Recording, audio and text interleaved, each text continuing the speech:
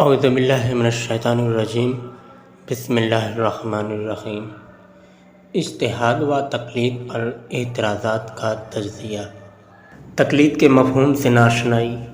معلوم ہوتا ہے کہ جو لوگ تقلید کے منکر ہیں یا تقلید کے حرام ہونے کا فتویٰ دیتے ہیں وہ اصلاً تقلید کے معنی و مفہوم سے ہی غافل ہیں، اور انہوں نے اس بارے میں علماء کی مراد نہیں سمجھی، کیونکہ اگر تقلید کے معنی یہ لیے جائیں کہ کوئی مجتہد یہ کہے کہ پیغمبر اور امام کا فرمان یہ ہے اور اس کے مقابلے میں میرا فتویٰ یہ ہے، تو ایسے مجتہد کی تقلید بدعت ہے اور حرام ہے، کیونکہ احکام کے حصول میں قرآن و سنت کے علاوہ کسی کی بات قابل قبول نہیں۔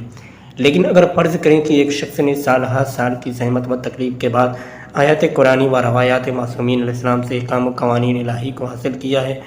اور وہ جو کچھ کہتا ہے وہ انہی کی طرف سے کہتا ہے، تو اس صورت میں جو شخص کلام خدا اور فرامین ائمہ سے احکام خدا کو حاصل نہیں کر سکتا اور اس بات کی طاقت و قدرت و دقت بھی نہیں رکھتا، وہ اپنے دینی مسائل میں ایسے عالم و مجتہد کی بات مانے تو یقیناً ایسی تقلید نہ فقط عقلاً صحیح ہے بلکہ ائمہ کے دستور کے مطابق لازم و واجب ہے، جیسا کہ آگے چل کر روایات آئیں گی۔ بس یہ بات واضح ہو گئی کہ مجتہد کا فتویٰ دراصل خدا، رسول اور ائمہ کے فرامین سے حاصل شدہ مطلب کا بیان ہے،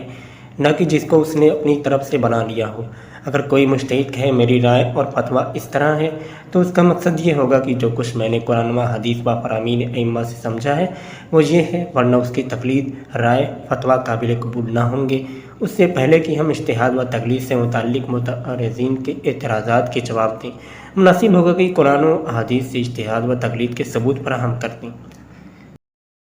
حضرت علیہ السلام فرماتے ہیں، کیا میں تمہیں حقیقی عالم کے بارے میں نہ بتاؤں؟